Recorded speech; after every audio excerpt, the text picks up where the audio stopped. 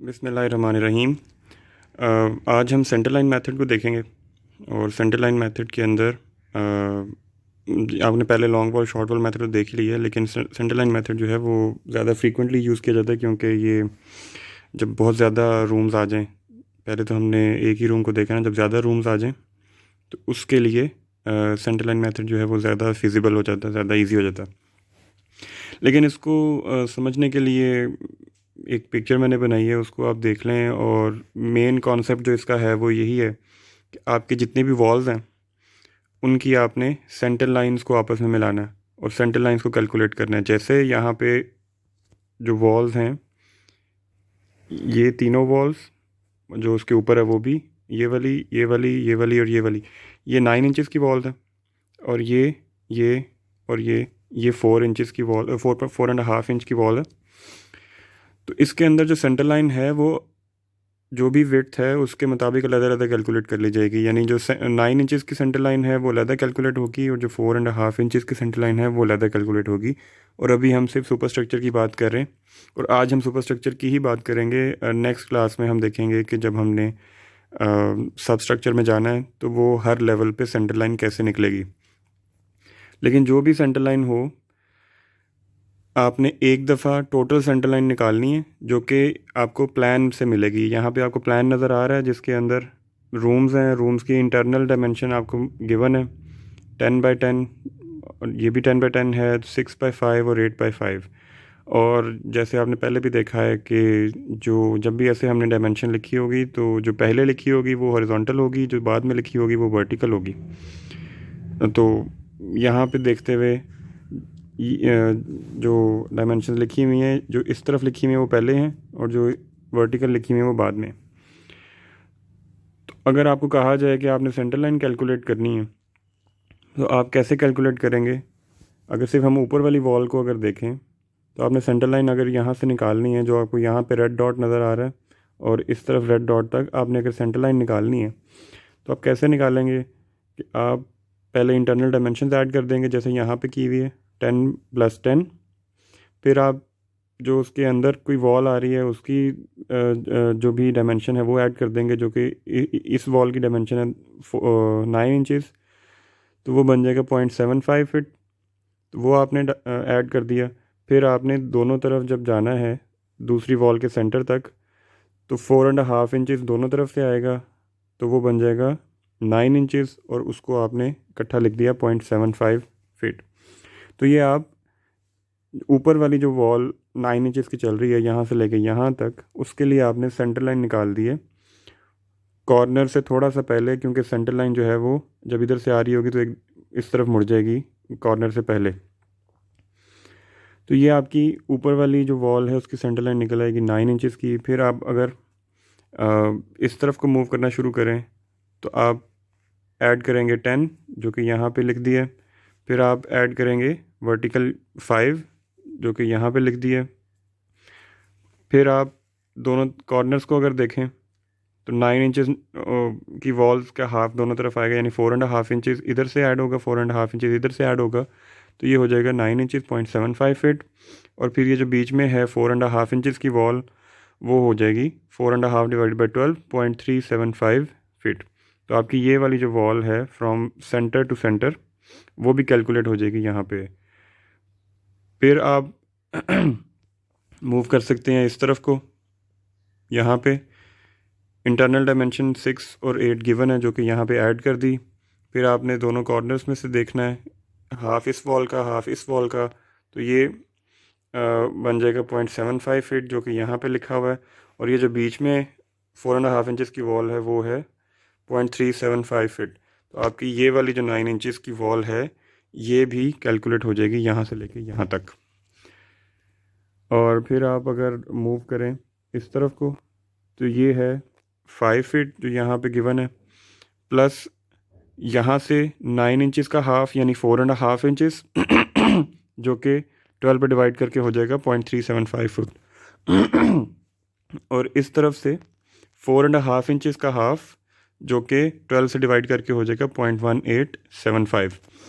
अगर मैं थोड़ा तेज़ चल रहा हूँ तो ये सारी कैलकुलेशन जब आप खुद ही पॉज करके कर लेंगे तो आपको समझ आ जाएगी। अगर अभी नहीं समझ आ रही तो आपने खुद ही ये करनी है, तो आपको समझ आ जाएगी। तो ये हो जाएगा 5 + 5 ये इंटरनल, प्लस जो यहाँ पे 9 इंचज़ का हाफ है 0.375, और जो यहाँ पे 4.5 इंचज़ का हाफ है दैट इज़ 0.1875। तो ये भी ऐड हो जाएगा 9 इंचज़ की सेंटर लाइन में। फिर रह गया ये वाला 9 इंचज़ का सेंटर लाइन, और ये वाली रह गई। ये दोनों जो हैं वो सिमिलर हैं। वर्टिकल डायमेंशन जो अंदर के अंदर है वो 10 है, जो यहाँ पे लिख दी, प्लस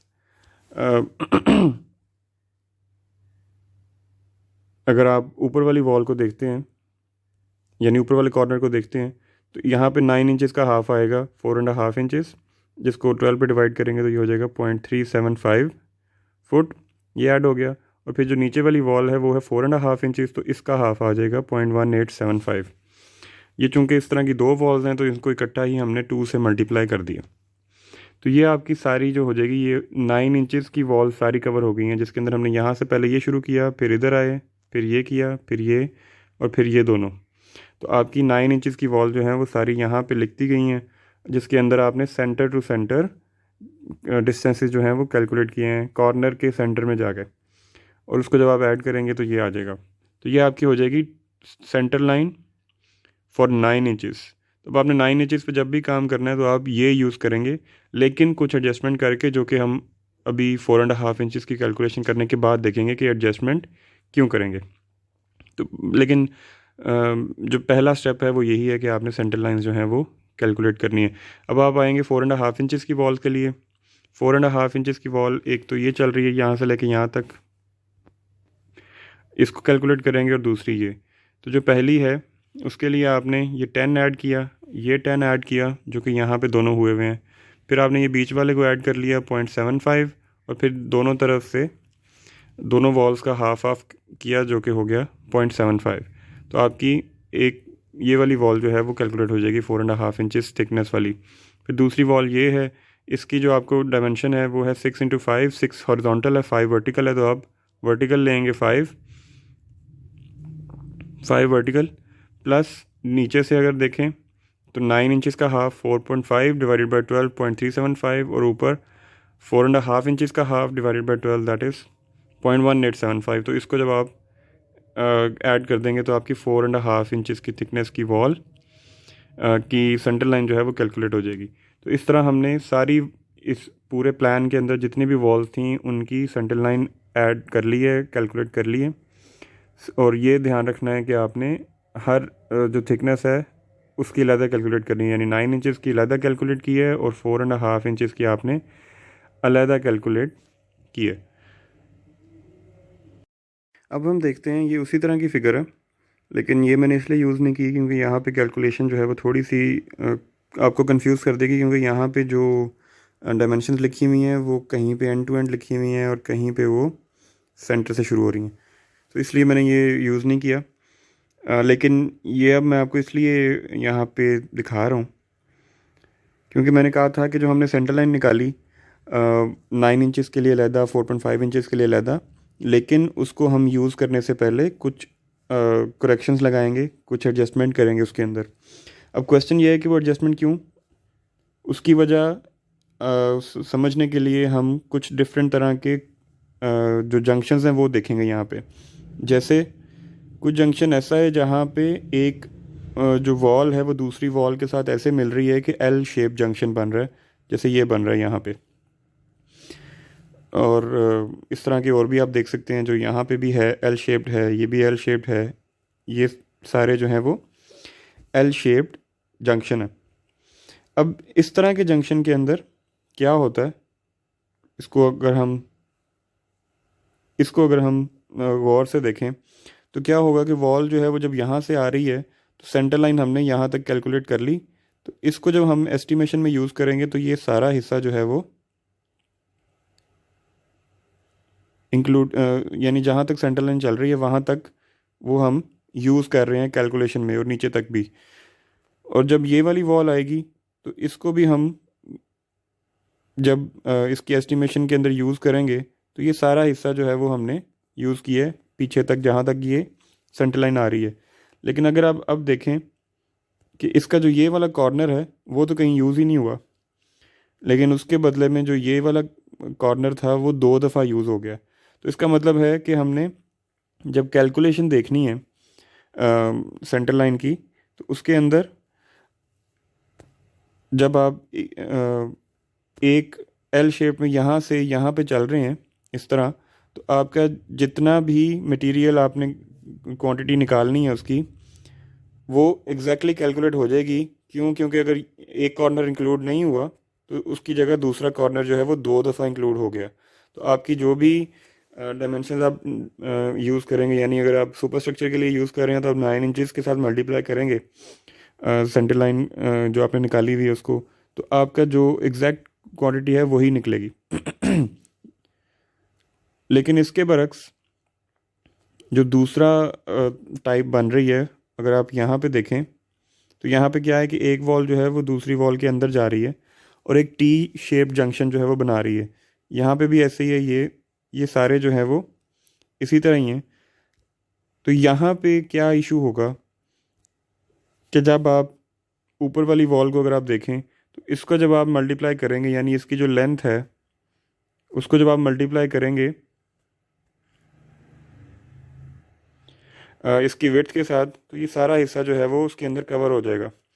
जब आप इस वाले को करेंगे, इसको अगर मैं कलर चेंज करके करूं, इसको करेंगे तो ये इसके अंदर चला जाएगा, क्योंकि सेंटर लाइन आप देख रहे हैं कि वो दूसरी वॉल के सेंटर तक जा रही है।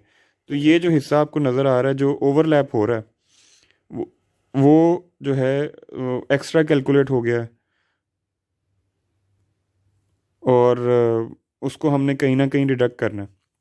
और इसके अंदर ये कहीं पे एडजस्ट भी नहीं हो रहा। जो कॉर्नर था दूसरा, जैसे यहाँ पे है, यहाँ पे एडजस्टमेंट हो रही थी। अगर बाहर वाले कॉर्नर को हमने यूज़ नहीं किया तो अंदर वाला कॉर्नर जो था वो 2 दफ़ा यूज़ हो गया था, तो वो एडजस्ट हो रहा था। लेकिन यहाँ पे अगर आप टी जंक्शन को देखें तो वो ऐसे नहीं है, क्योंकि ये वाला जो हिस्सा है जो सेंटर लाइन आपस में मिल रही हैं वो 2 दफ़ा यूज़ हो रहा है। यानी यूज़ होने का मतलब ये है कि जब आप इस लेंथ को मल्टीप्लाई करेंगे इसकी विड्थ के साथ, तो ये चीज़ काउंट हो रही है, और जब आप इस लेंथ को मल्टीप्लाई करेंगे इसकी विड्थ के साथ तो ये चीज़ दोबारा काउंट हो रही है। तो इसका मतलब है कि आपकी जो भी एंड पे कैलकुलेशन निकलेगी वो एक्स्ट्रा निकल आएगी, वो सही नहीं होगी। तो उसको हम सही करने के लिए हमें क्या करना पड़ेगा कि हम करेक्शंस लगाएंगे, और वो करेक्शंस जो हैं वो डिपेंड करेगा कि किस तरह की वॉल के अंदर जाके मिल के टी जंक्शन बना रही है। जैसे यहाँ पे 9 इंचज़ की वॉल के अंदर 9 इंचज़ की वॉल जाके मिल रही है, तो ये एक ऐसा जंक्शन है जिसको हमने टाइप दे दी N1। N1 का मतलब है कि 9 inches wall meets 9 inches wall.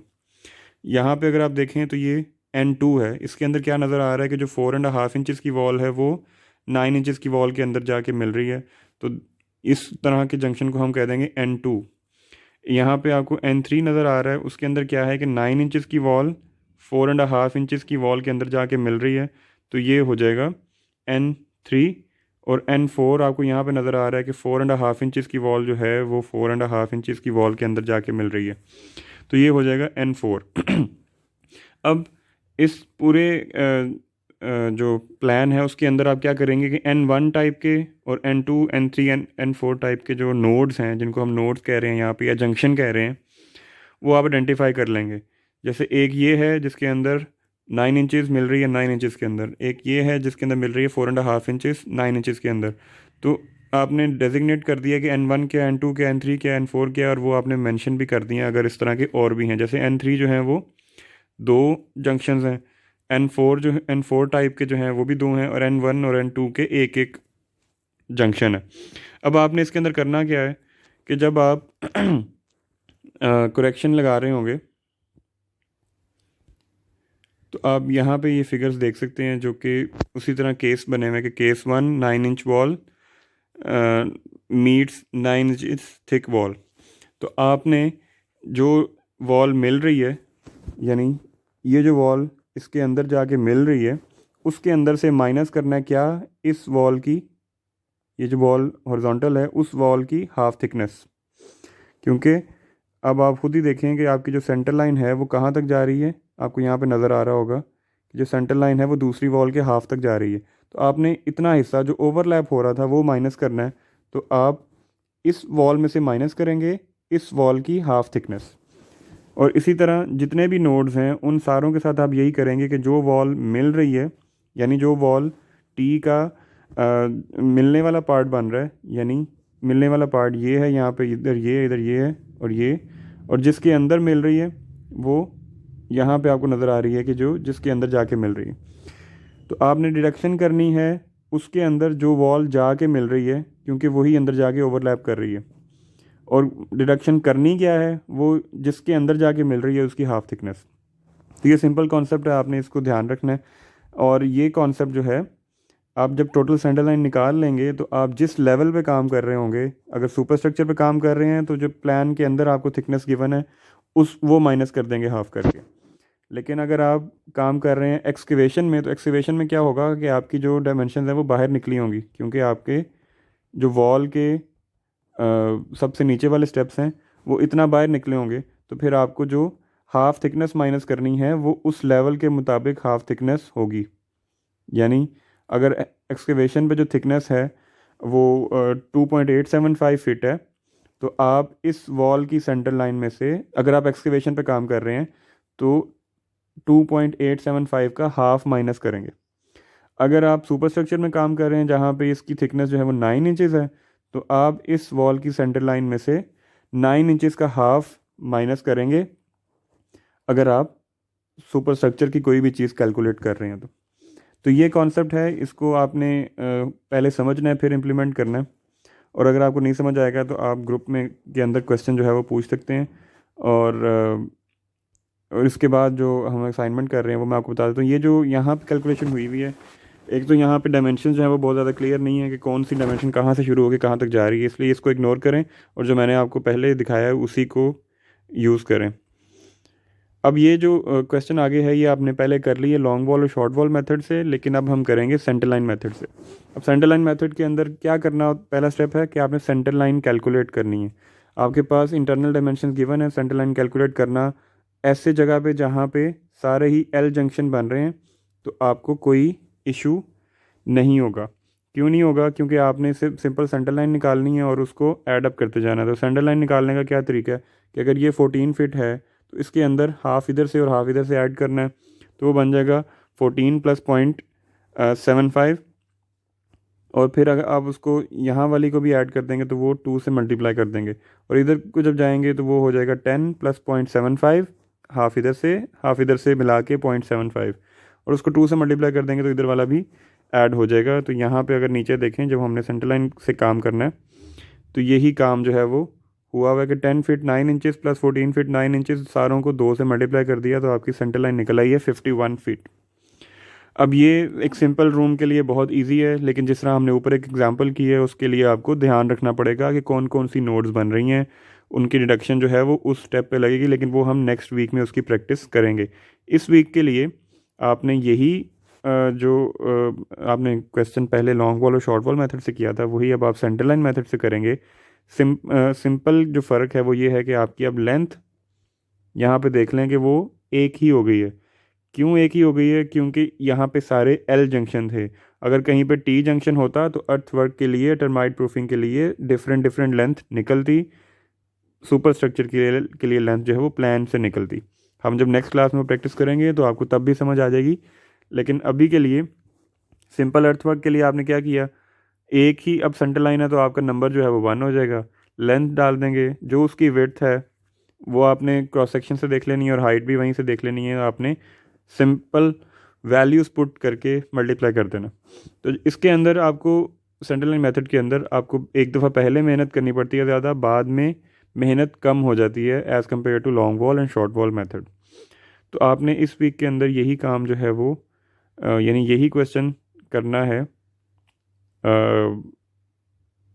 Centre line method से, और फिर आपने दोनों मेथड के साथ ये जो मीट्रिक यूनिट्स में आगे प्रॉब्लम दी हुई है, प्रॉब्लम बिल्कुल सेम है, यानी उसी तरह की कैलकुलेशंस हैं, सारा कुछ वही है, लेकिन आपने मीटर के अंदर अगर प्रैक्टिस करनी है, मीट्रिक यूनिट्स में प्रैक्टिस करनी है, तो आप ये वाली एग्जांपल भी करेंगे। तो नेक्स्ट वीक तक आपकी एक सेंटर लाइन मेथड जो ऊपर आपने किया है FPS यूनिट्स में और एक मीट्रिक यूनिट्स में ये दोनों मेथड के साथ आपने करनी है, नहीं एक तरह से आपकी 3 क्वेश्चन जो हैं वो आपने सॉल्व करने हैं।